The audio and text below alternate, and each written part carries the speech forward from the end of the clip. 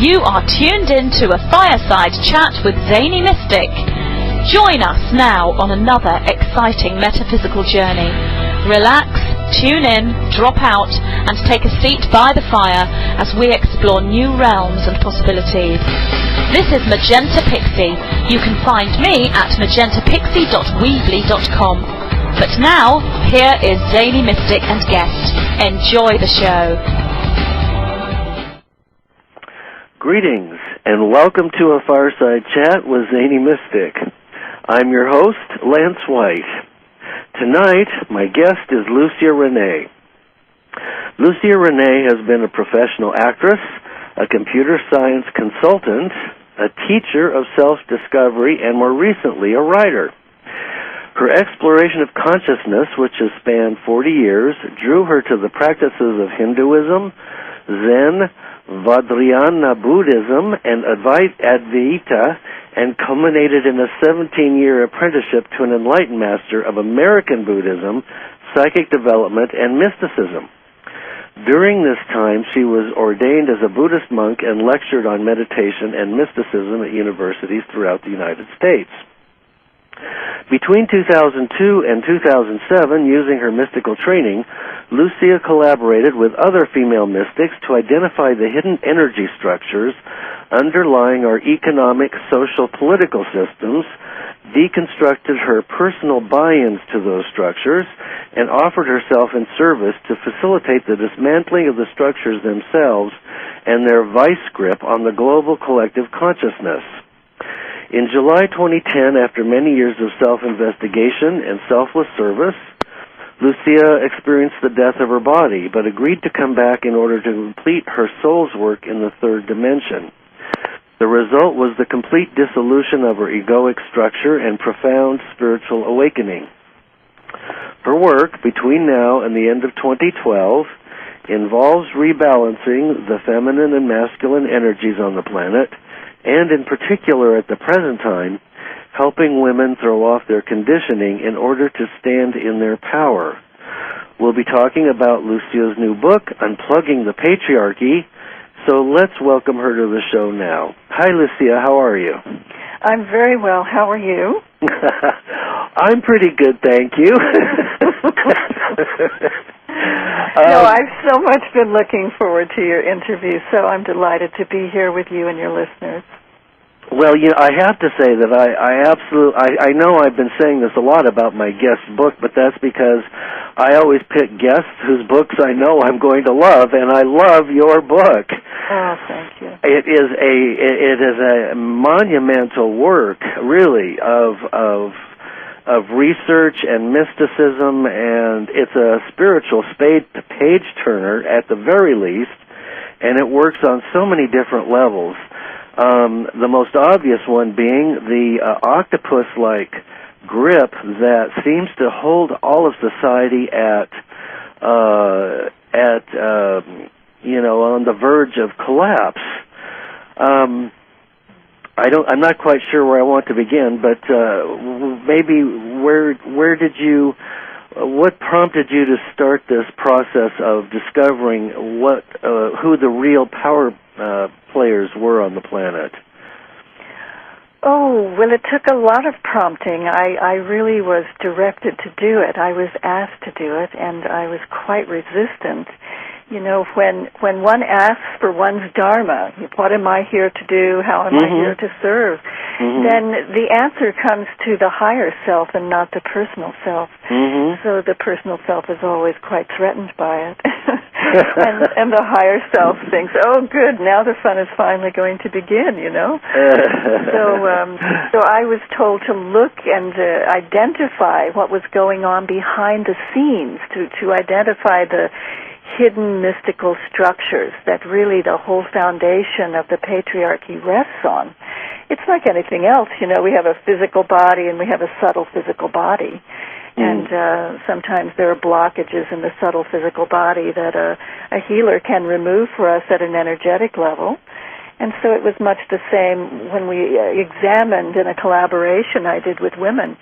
The patriarchy rests on an energetic foundation, and it has a certain structure, and we were really asked to do some energetic work and disassemble that, simply because it was time. We're at the end of an age, and it's time for the patriarchal structures to go away and some new structures to come into place. Absolutely. I think many of us on the planet have been ready for those old structures to go away since for many decades now. Isn't it true? Yeah. Yeah. Now, they don't want to go away, obviously. And do you see a fight to the bitter end from those that are controlling things presently? No. I see we've taken the battlefield, basically. Oh, wonderful. Yeah, it happened on the summer solstice. I knew it was going to be quite an interesting solstice, and I stayed up and meditated.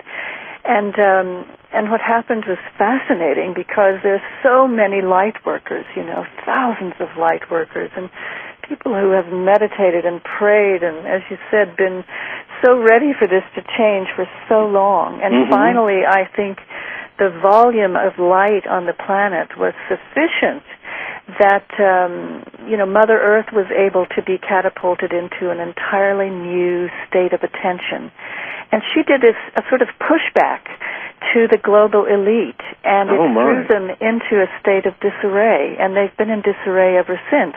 Wow. And when I speak energetically, of course, so this is not evidenced yet in the physical world. Right, but, right. If you look on the mystical planes, in the alternate dimensions, the man who you're reading about in the book, the man who's my antagonist, the man in the South Pacific. Oh, yes.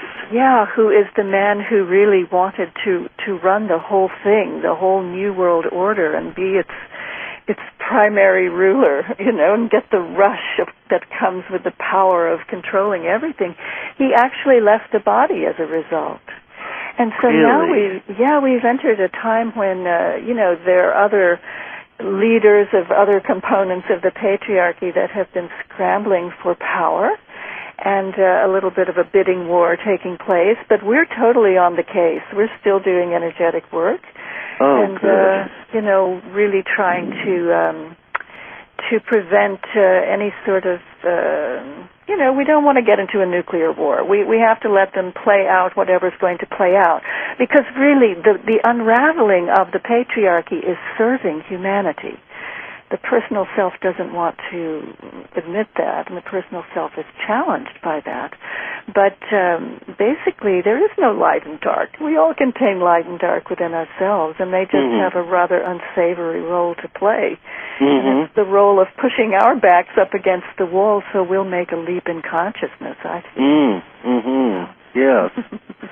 It does seem that we're allowing ourselves to be pushed very far against the wall, indeed. So if that's true, and it does seem that this has been going on for some time, there's a channel named Channels Bashar who calls that the rubber band effect, that once that reaches its limit, it snaps back in the other direction, and then when it goes in the direction of consciousness, it's all the higher.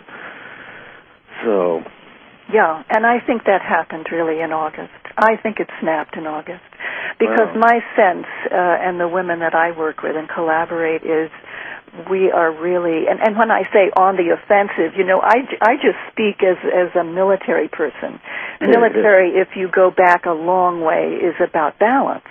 And my dharma is to rebalance the energies on the planet between the masculine and the feminine. Of course, there are many people working on that, but that's my primary, the reason that I'm here. And so I tend to speak, with a military-type tone. And so then we could talk about it in any way. We could talk about it as healing the planet. We could talk about in this dance of duality, we've just made a turn on the dancing field, on the dancing floor. But I speak in military terms. So in those terms, when the enemy starts to retreat, that's the time you move forward and you begin to do a cleanup exercise. So. Oh, absolutely. I certainly admire, hold all of you, and of course all of us here in the audience and all who are here playing our roles on planet Earth in the highest esteem, because this is not an easy game board to be on right now, and I suspect it's going to the events are going to become more interesting as we approach 2012. Yeah, and I very much appreciate that. Thank you. Now, speaking of that, it seems like we're entering all kinds of cosmic transits and Mayan calibrations, shifts from nights to days and things like that. Do you track any of that, or are you following your own inner guidance and higher sources? No, of course I take things in, the Mayan things. And I was listening to Barbara Hand Clow, who I greatly admire, that you interviewed recently. And there's so many people doing so much amazing work. And so for me, and I think probably we're all the same, you just, you read things that come your way, and then you see, yes, this resonates with me. And I think also we've entered a time of dreaming, really, where we can manifest, we can co-create, and we're only beginning to explore the possibilities and learn what that's all about. But, if we say it, if we believe it, if there is belief within the collective that we can turn the battleship in the water, we can. We can basically do anything that we put our attention on now. And that's happening. So, as you were saying in her interview, you have so many friends who are awakening and to whom so many extraordinary things are happening. And the planet, the vibration is speeding up, and yes, we're all going through an intense awakening right now. Yes, no kidding, and I'm particularly feeling it tonight. But anyway, I know lots of people are having various symptoms through this time, and we just have to learn how to deal with our symptoms. Yes, well, the symptoms are really, in my estimation, I do a lot of processing work with women because I've been asked specifically right now to work with women. But it's really just a matter of feeling your way into it. Anything that's coming up in awareness is really just a red flag going up. It's asking for our attention. And if you put your attention on it, attention is very powerful. Attention is light, and when light moves, it's love, and nothing can withstand the force of love. It's the most powerful force in the universe. So really, if we just observe what's happening, I feel, in our own awareness fields, and then turn our full attention to it, it can be addressed very easily now because of the ascension process and the vibration of the planet. Well, that's a wonderful and hopeful message, especially given that, most people are still mired in the illusion, and, the fears about the Bilderbergers and the Council on Foreign Relations and the Tri-Lateral Commission and these various Illuminati groups and secret societies and the dark black magic and the dark pope, and it just goes on and on. You can scare yourself to death like a Halloween show, but those things are they're dissolving, aren't they? They are dissolving, and the 5,000-year patriarchy, and by patriarchy we simply mean a male-dominated society, where classically men have held the reins of power within the family and within government and social systems and so on. I'm sorry, I've forgotten your question. You were saying say it again to me, Lance. Okay, that... yes, that people scare themselves to death. Right. It's fear-based, isn't it? Right, exactly. So it's really just, that construct, in my estimation, is gone. Yeah. Because you see, when you disassemble something on an energetic level, then we really went in and dealt with all of the structures that were creating the fear. But as human beings, we've lived for so long, 3,000 or 4,000 years in a fear-based society, that it's really just a habit that we have. Yes. So it's up to each of us, especially those of us who are conscious, who can understand this